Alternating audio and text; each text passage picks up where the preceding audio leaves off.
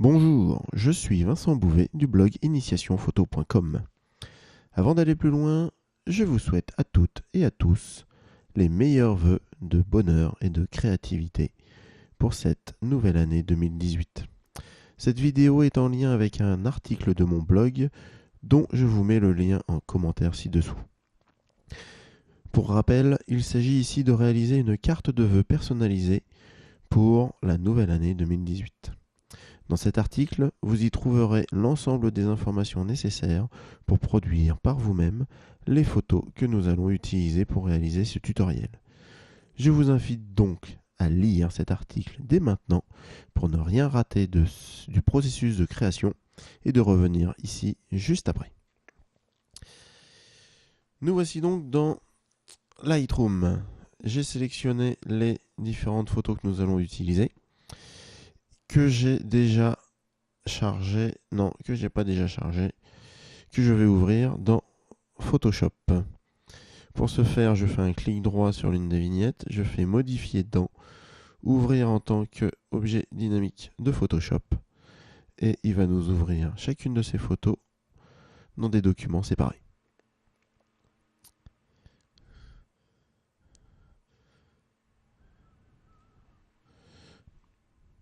Pour gagner du temps, je mets la... Non, ça va assez vite.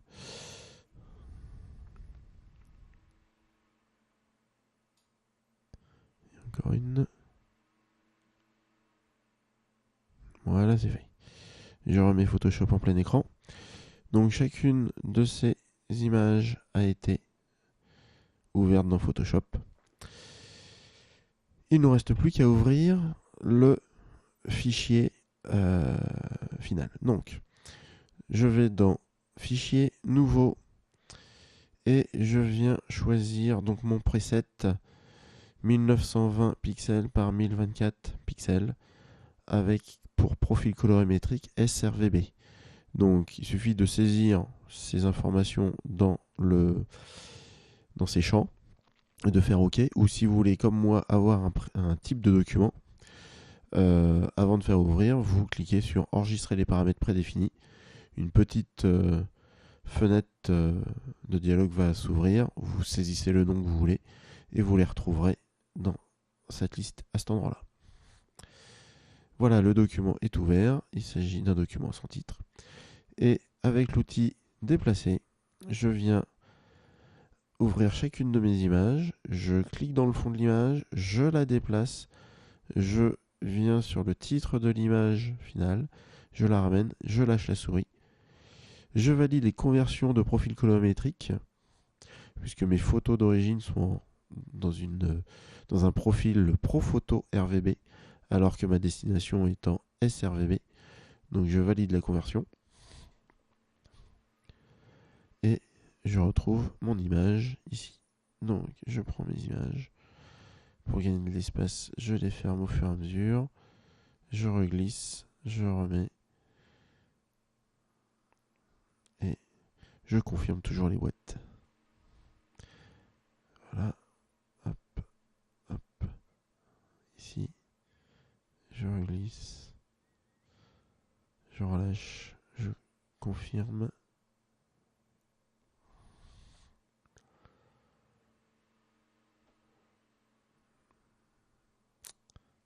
Je referme. Allez. Je prends celle-ci. Je me mets là. Hop.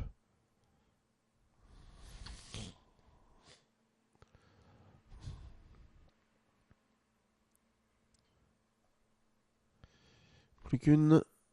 Hop.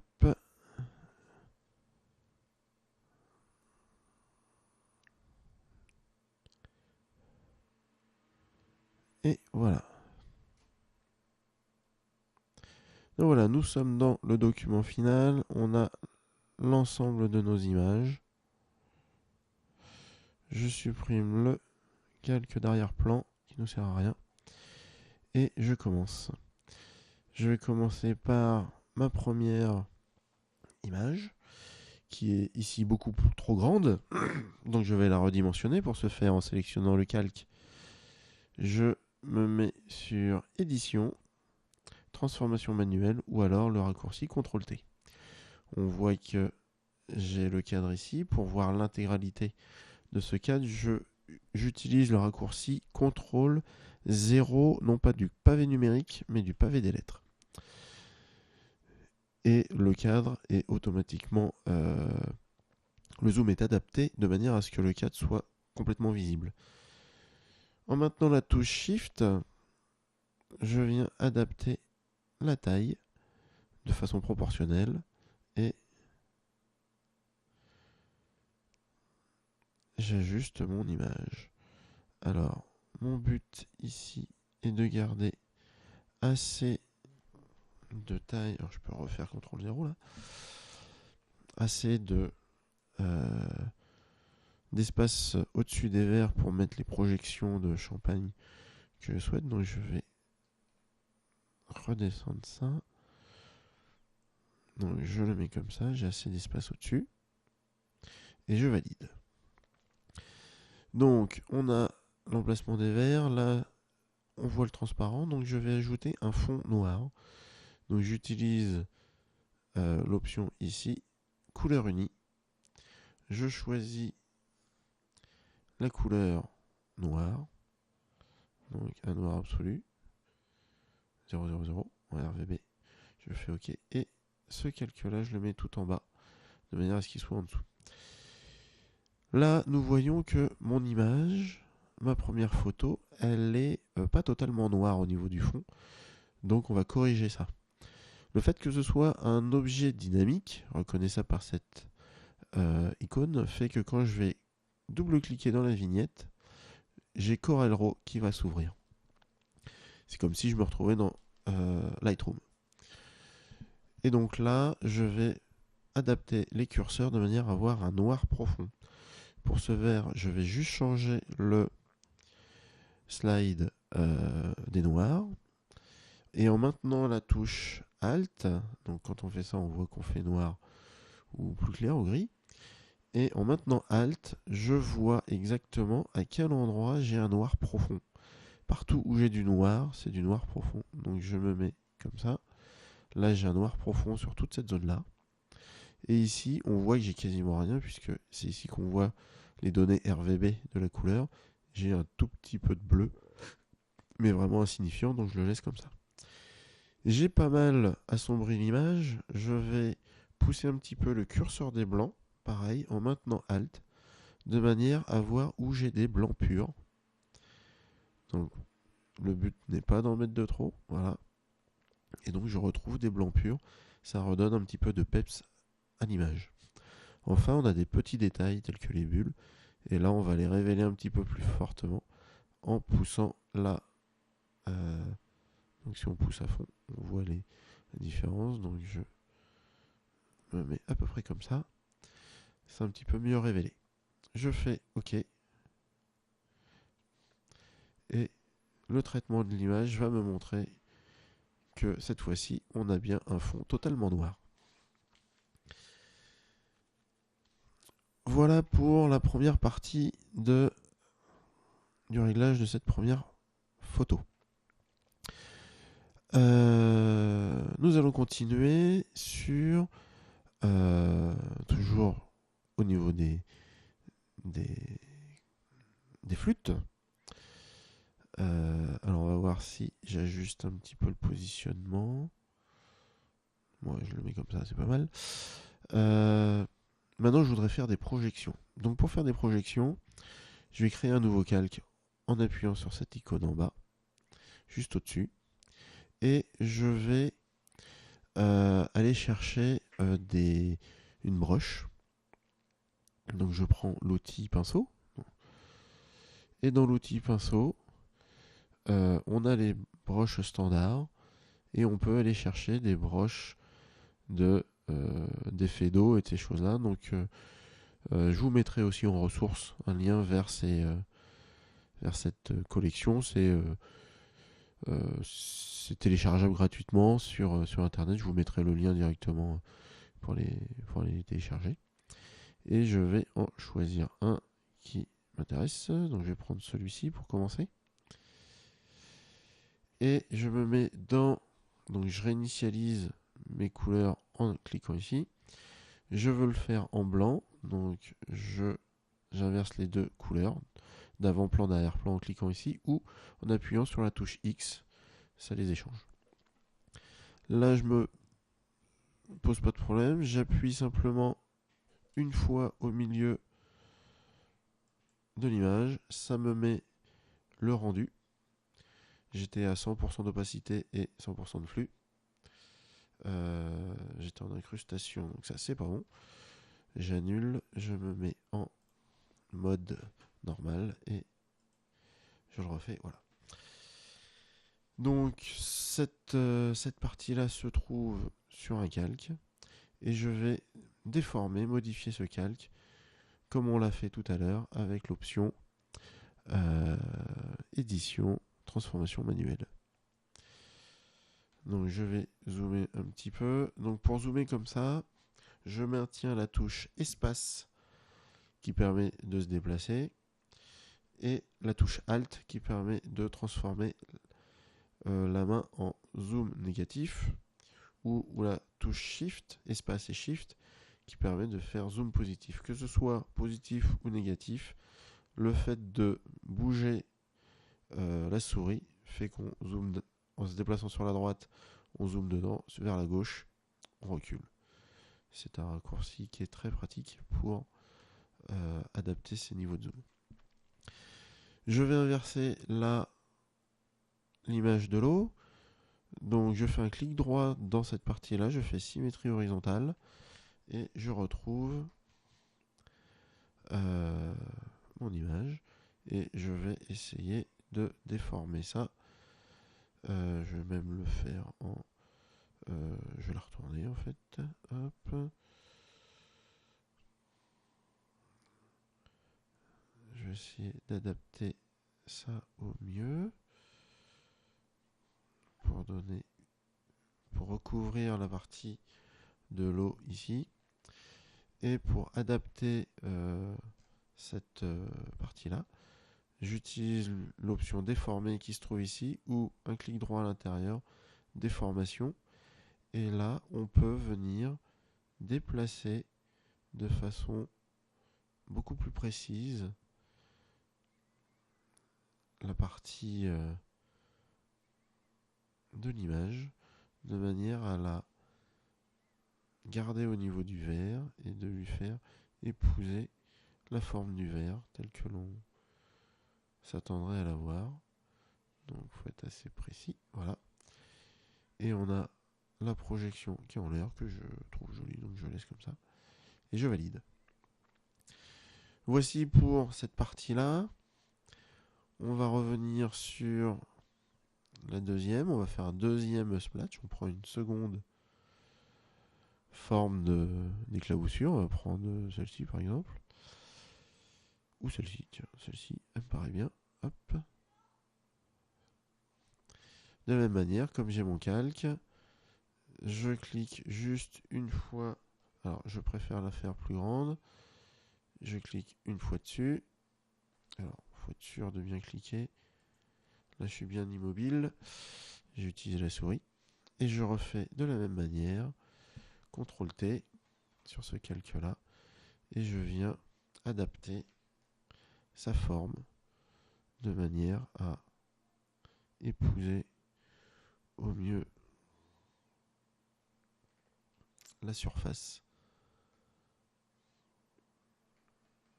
de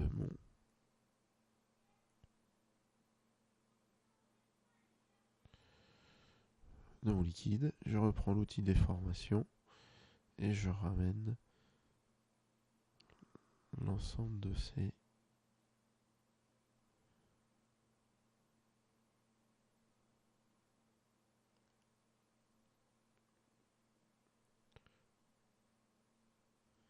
essaye de bien faire ajuster au niveau et là on ramène déformation et voilà et je valide et voilà. Donc là on a deux formes d'éclaboussure. La première est un petit peu trop voyante, un petit peu trop blanche. Je vais réduire son opacité de manière à réduire un petit peu son... Alors, pas l'opacité, il faut que ce soit un peu moins blanc. Donc, on va juste lui associer un calque courbe que je viens clipper sur le calque juste précédent. Alors, je monte la taille. Je suis ici et je vais essayer de réduire un peu le blanc, que ce soit un peu plus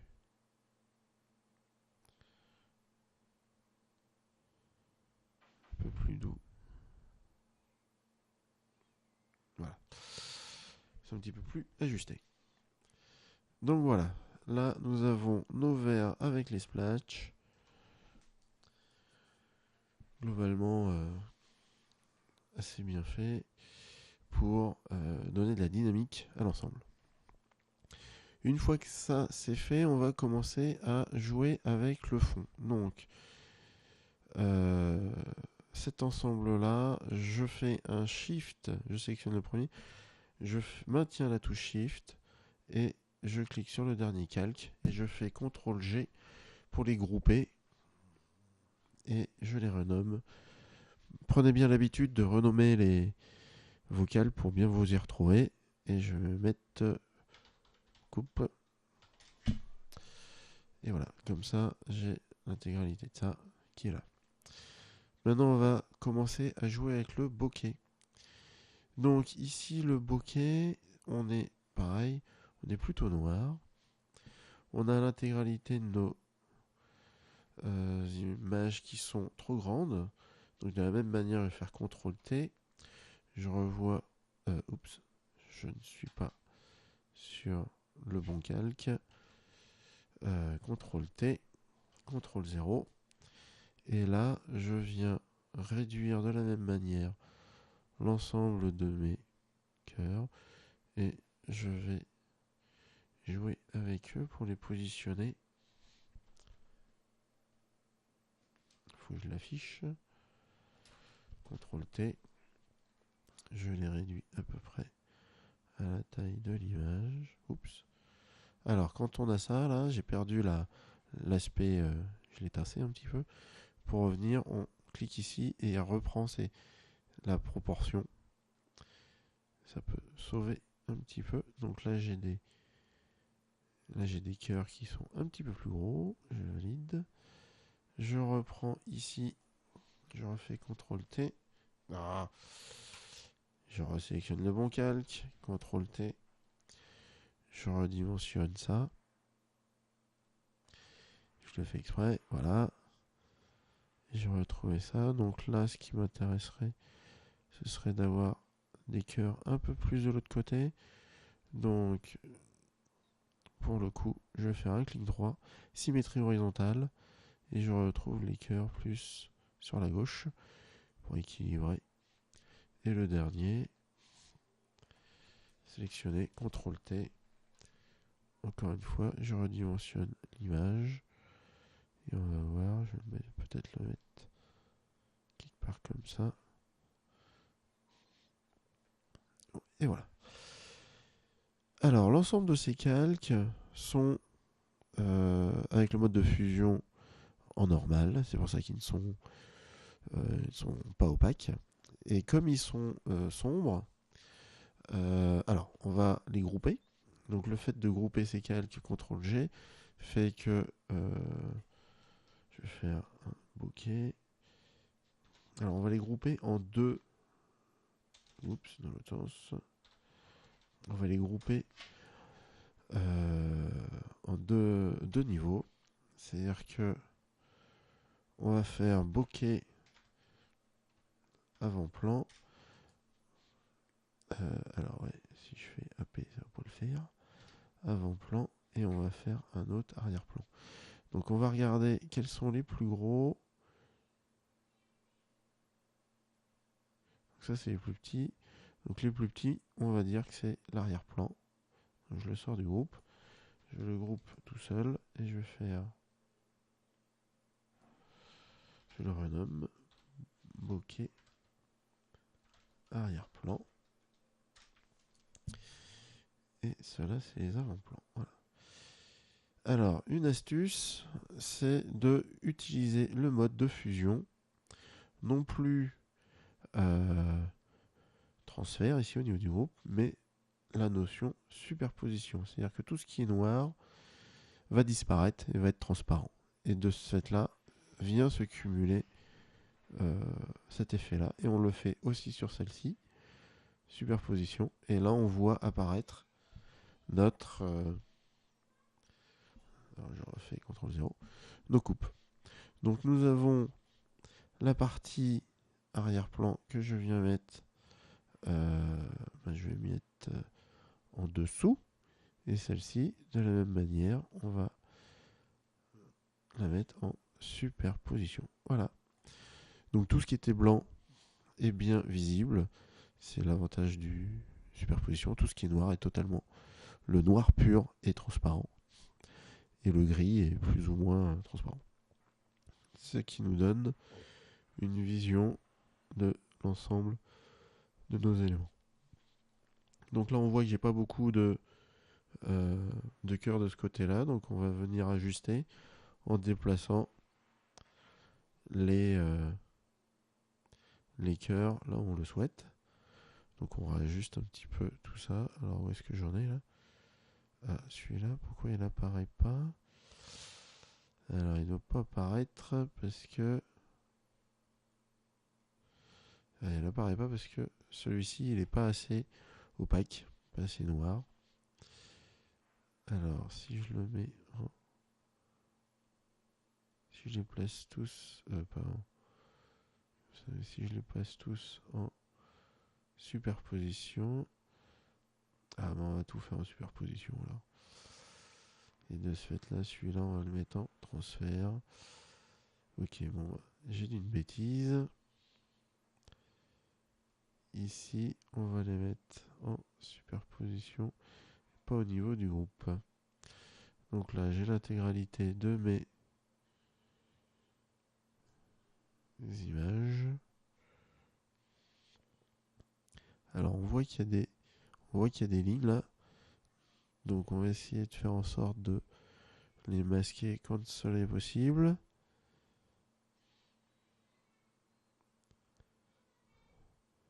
On va essayer de mettre ça plutôt comme ça. On va placer un joli cœur entre les deux.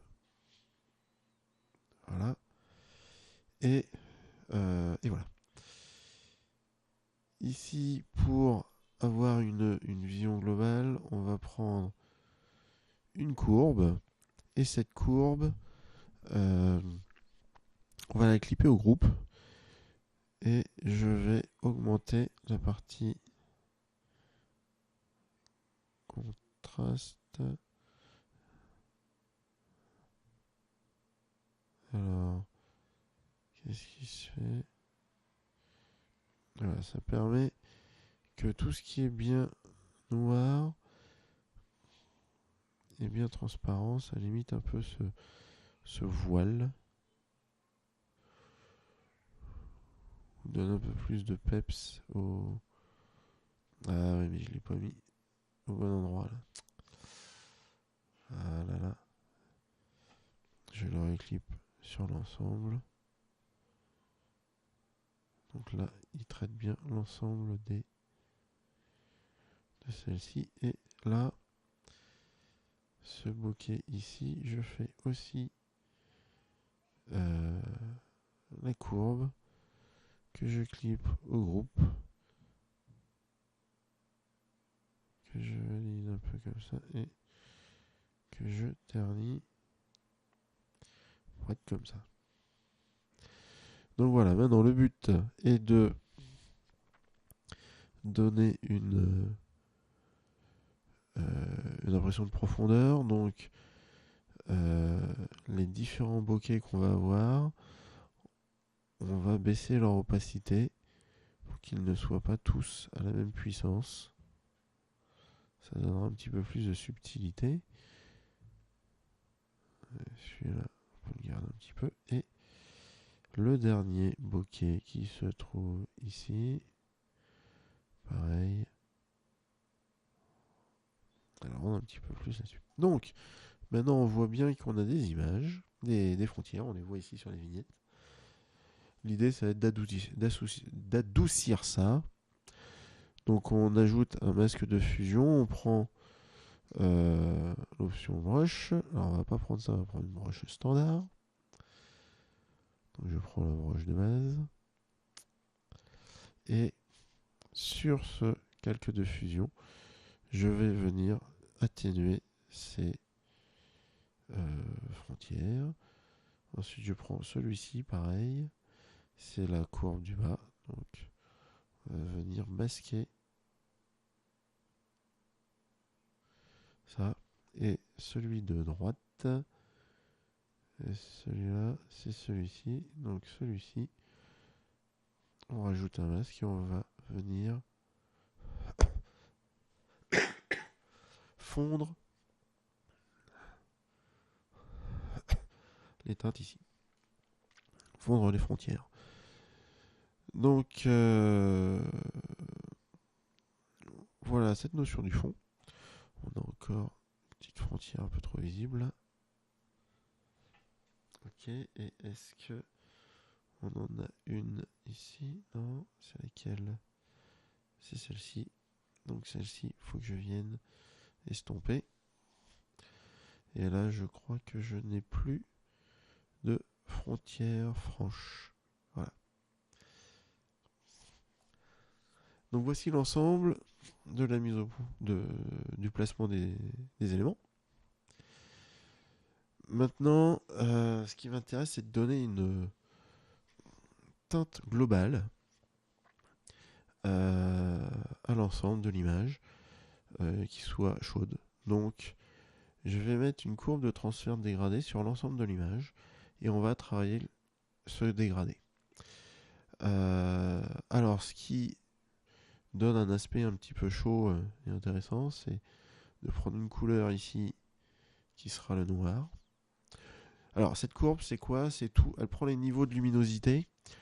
Tout ce qui est noir, tout ce qui est la luminosité, enfin, c'est comme si elle a transformé l'image en noir et blanc. Tout ce qui est noir sera remplacé par les couleurs et en fonction du niveau de luminosité, on va changer les couleurs. Donc, les noirs, je les laisse noirs. Les hautes lumières, je vais les mettre blancs. Donc là, c'est comme si je les convertis en noir et blanc. Par contre, entre les deux, ce qui m'intéresse, c'est de donner une couleur un peu plus chaude. Donc, je vais jouer avec du rouge pur, 255-00. J'ai pas pris l'image. Hop, donc je la ramène là. Je vais rajouter une couleur là qui m'intéresse. J'ai dit qu'elle était blanche. Donc là, on voit que ça part du noir au rouge au blanc. Et je vais encore rajouter une couleur qui, elle, sera du jaune pour donner une notion de chaleur. Donc là, on retrouve mon dégradé tel qu'une flamme. Et donc là, c'est un peu fort, évidemment. C'est en normal. On va le mettre... On va jouer avec les cadres, les différents modes de fusion. Hein. Donc le plus simple, c'est de trouver ce qui nous intéresse le plus en les parcourant. Donc normal, fondu, obscurcir, produit, densité linéaire, couleur. Donc on les parcourt et on regarde celui qui nous semble le plus intéressant. Donc il me semble que l'incrustation me plaît pas mal et on peut encore légèrement jouer sur l'opacité si on veut atténuer un petit peu ça. Alors on va mettre 94%, ouais, à peu près 95%.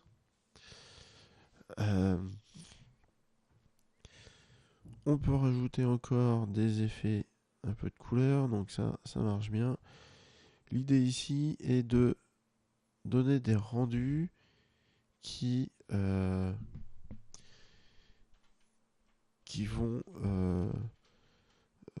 sortir l'image de rendre une certaine chaleur à l'image, un certain ton. Ça j'aime bien, au moins le fond noir n'est plus totalement noir.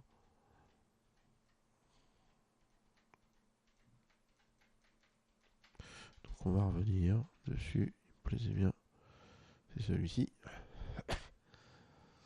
Et on peut encore refaire ça. Alors, ce qui m'ennuie un petit peu, c'est que là on perd énormément de détails dans cette zone-là. Je pense que c'est surtout dû à la courbe de transfert dégradé.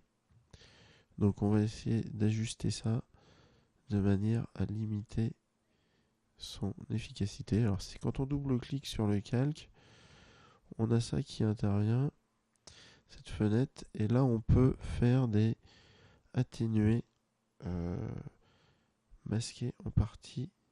Et là c'est comme si le masque ne fonctionnait pas. Donc là c'est un peu violent. Par contre, en maintenant la touche Alt, on peut réduire légèrement l'efficacité. Alors c'est dommage, ça marche pas, ça, parce que ça désature. Peut-être qu'il faut. Donc c'est un peu trop fort. Comment vais-je faire pour atténuer ça? On va prendre une brosse. On va se mettre sur l'onglet là et on va essayer avec un flux très faible, de 10%, essayer d'atténuer un petit peu ça ici, de manière à retrouver un peu de détail. En maintenant Shift et en cliquant sur la vignette, on l'active ou on la désactive. Alors c'est peut-être un peu fort encore. Donc avec la touche X, je change et je vais remettre un peu du blanc pour donner un peu plus de peps ici. Je remaintiens Shift. Très intéressant de faire des avant-après. On va dire que ça me convient. Voilà, donc là on a une image qui est pas trop mal.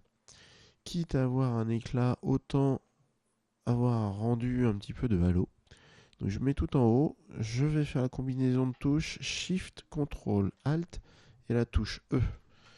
À ce moment-là, il me crée un calque qui reprend l'intégralité de l'empilage. Donc ce calque-là, une fois qu'il est fait, je viens dans Filtre, je viens dans Rendu et je viens faire Halo. J'ai ensuite, il faut qu'il se réveille. Voilà, j'ai la fenêtre qui apparaît et là je peux générer un halo avec les reflets. Souvent c'est quelque chose qui est assez sympathique pour donner un effet de lumière et je vais justement le mettre au niveau de la, comment dire, du choc entre les deux verres. Alors je vais vous montrer un petit truc qui est sympa. Ici, si je prends ma fenêtre information, si je positionne ma souris juste à l'endroit où je veux, en fait, à cet endroit-là, vous allez avoir les coordonnées. Donc quand on veut être précis, on peut zoomer exactement sur le point qu'on veut. Là, on voit qu'on est à 1330 par 472. 1330 par 472. Et là, je viens faire mon rendu halo. Je maintiens Alt et je clique sur le fond de l'image. Et j'ai cette petite fenêtre qui vient. Et je viens ressaisir les coordonnées que je souhaite. Et ça vient positionner très précisément le lieu de là où je veux le mettre. Donc c'est en maintenant Alt et en cliquant sur la vignette, c'est que cette fenêtre apparaît. Donc une fois que ça c'est fait, je peux choisir le type de halo qui m'intéresse. Ah ben là ça pourrait donner cet aspect un peu moderne que je voulais avoir dans mon projet. Alors, on peut le forcer super fort, on peut le réduire. 100% est souvent un bon état. On peut le pousser un petit peu. Je vais essayer de faire 110. Et on voit tout de suite le rendu que ça donne. Une fois qu'on a fait ça, ce qui est intéressant, c'est que là, effectivement, c'est sur l'image. Cette image, on va la remplir de noir. Donc, on va faire édition, remplir. Et on va remplir de la couleur noire. Le fait de faire ça, j'ai un casque qui est complètement noir. Un calque complètement noir. Et je reviens dans filtre. Et là, j'ai Halo qui est apparu. En fait, ça, c'est le dernier filtre qui a été appliqué, utilisé. Et quand on vient cliquer là-dessus ou CTRL F, il vient se réappliquer exactement de la même manière. Et donc, il me refait le rendu juste avant. Mais là, il me le fait sur le fond noir sans que j'ai toute l'image derrière. L'avantage de ça, c'est qu'on va réutiliser le masque de fusion superposition et on se rend compte qu'on retrouve exactement le même rendu que ce que l'on avait directement. À la différence près que cette fois-ci, j'ai juste sur le cadre, juste l'aspect lumineux. Et là, je peux encore jouer sur l'opacité si je veux qu'il soit plus ou moins présent ou pas. Donc l'idée, c'est de le baisser un petit peu. On va se mettre à 84 là, près de 85, histoire qu'il ne soit pas trop présent. Et tout en gardant tout cet empilage de calque. Donc on a quelque chose qui est totalement non destructif. Ça, c'est un rendu. Ce qui m'intéresse maintenant, c'est de ressortir un petit peu la netteté de l'image uniquement du vert et ces choses-là. Donc on va faire un principe de netteté un petit peu particulier.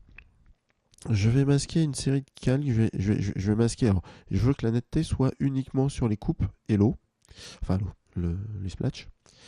Mais pas sur le fond et pas sur l'aspect lumineux. Donc, je masque les aspects lumineux. Je masque tous les traitements. Je masque tout ce qui est tous les bokeh. Et où l'autre bokeh est là. Donc, je garde le fond. Et là, je n'ai finalement que la coupe. En me mettant juste au-dessus de ce calque actif, je recommence en faisant Shift, Ctrl, Alt et je recrée un calque qui correspond juste à ce que je voyais. Ce calque-là, par contre, je vais le transformer en utilisant donc le filtre divers passe haut et je viens lui mettre une certaine quantité. Alors ça, c'est bien pour faire du dodge and burn. C'est très bien pour faire de la netteté aussi quand on est dans les petites valeurs. Donc souvent, comme c'est pour l'affichage écran, un pixel suffit largement. Sinon, c'est un petit peu trop fort. Donc j'ai ceci. Et celui-ci, je viens le mettre en mode linéaire. Lumière linéaire. Rien que là, vous allez voir, je désactive, je réactive. On voit réellement la différence de netteté de l'image. C'est vraiment un renforcement qui est très fort. Et une fois que j'ai fait ça, je peux réactiver l'intégralité de mes calques et on voit beaucoup plus de présence de mes coupes dans l'image. Elle a beaucoup plus de force et le regard est beaucoup plus attiré par ce qui est net, ou en tout cas ce qui semble net qu'avant. Donc comme là c'est un calque dessus, je peux même, si c'est un petit peu trop fort, l'atténuer par effet de transparence de manière à ce qu'il ne soit pas trop omniprésent. Et donc au niveau vers 70, ça suffit, ça attire suffisamment l'œil sans que le niveau soit trop fort. En faisant CTRL et la touche 1 du pavé numérique, on est à l'échelle 1. Et donc c'est un bon moyen de bien se rendre compte de l'effet de netteté que l'on a. Quand on dézoome, c'est une interpolation, quand on regarde de trop loin. Alors que quand on est à l'échelle 1, pour gérer cette notion de netteté, vous voyez là, elle est quand même trop forte. Donc finalement, je la réduis encore un petit peu Si je la mets à 50%, c'est pas mal. Voilà. C'est quand même beaucoup plus subtil. Ça reste présent. Mais là, on le voit de façon claire. En faisant le recul, on se rend compte que... Oups. On a l'impression qu'on le voit pas, là, quasiment pas. Alors qu'en réalité, il était beaucoup trop fort. Donc voilà. Là, on a notre image globale telle que l'on souhaitait. Maintenant, il nous reste à mettre le message. Donc je souhaite toujours être avec une notion moderne. Donc je vais prendre une police qui est plutôt moderne. Je vais taper, hop. Oups, alors là, j'ai bougé. Ça m'a fait une petite fenêtre, voilà. J'écris mon texte. Oula, je sais plus écrire, je me mets à gauche. Alors c'est un peu fort, c'est un peu grand. On va réduire quand même. Et on va se mettre à 200 pour commencer. Voilà. Ouais, même moins que ça. On va se mettre à 150. Joyeuse année. On va mettre une majuscule à année 2018. Donc voilà. Je peux adapter pour que ce soit un petit peu plus grand. Donc là, sur l'outil de texte, paragraphe, on peut espacer les lignes. Donc je vais augmenter encore un petit peu. Allez, encore un petit peu. Allez, c'est un petit... Je pense que c'est suffisant. Le but ici, ça va être de placer mon texte de manière à pas trop masquer le... Comment ça s'appelle, l'élément principal de ma photo, qui sont les coupes. J'essaie d'ajuster au niveau du coin pour que ce soit relativement propre. Là, on est pas sur la coupe, là, on est juste en dessous de ça. C'est parfait. Je vais peut-être essayer de réduire l'espacement entre les deux. Donc ça, c'est pareil. Je viens ici dans les paramètres. On a l'espacement ici. Et quand on fait ça, on peut augmenter de façon très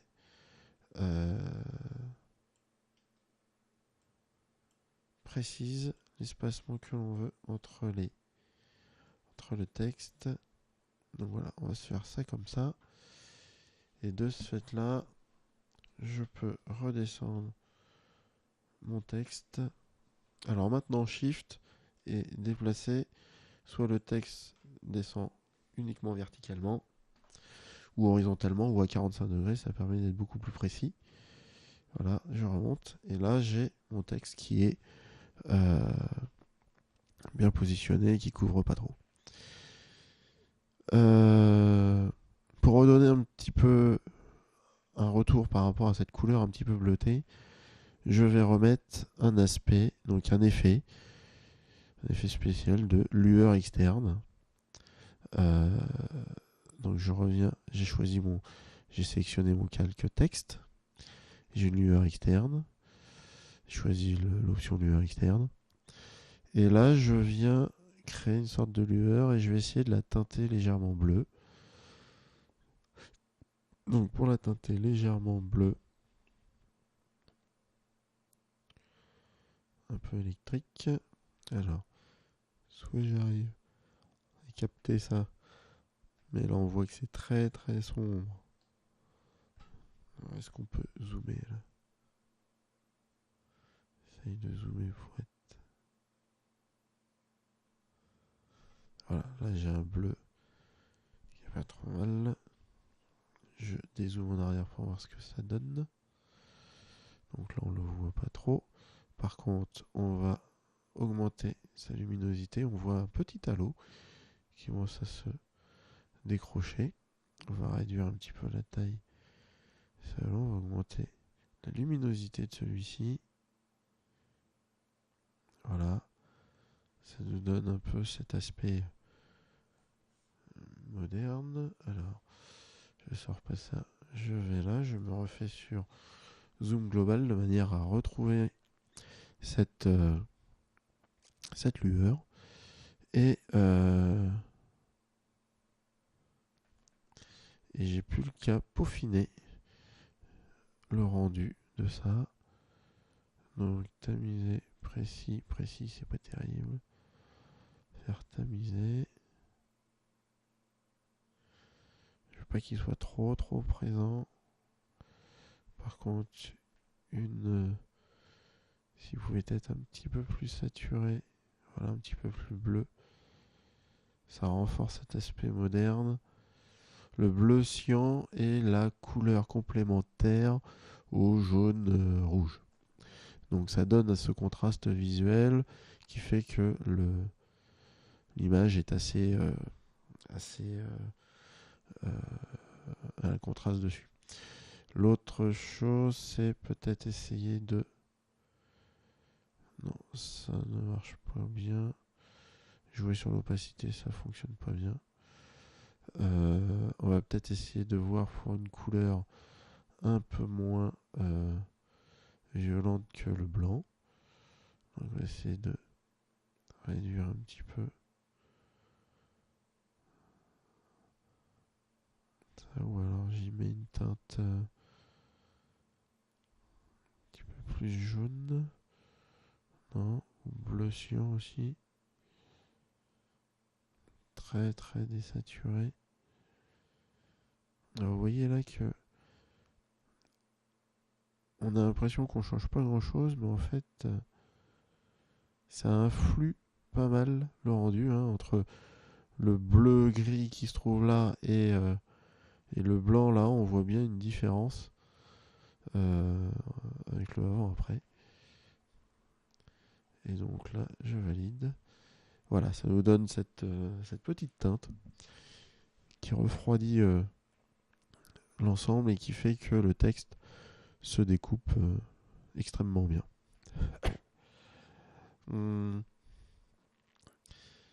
Voilà pour ce qu'il en est. Peut-être on peut essayer de rajouter, pour refaire cet aspect un petit peu de ligne, en remettre un au niveau du A. Donc là je le fais un peu à l'improvisation. Je refais mon image globale. Je refais mon rendu. Halo. Je viens positionner mon rendu halo au niveau du A. Alors je le fais un peu rapide.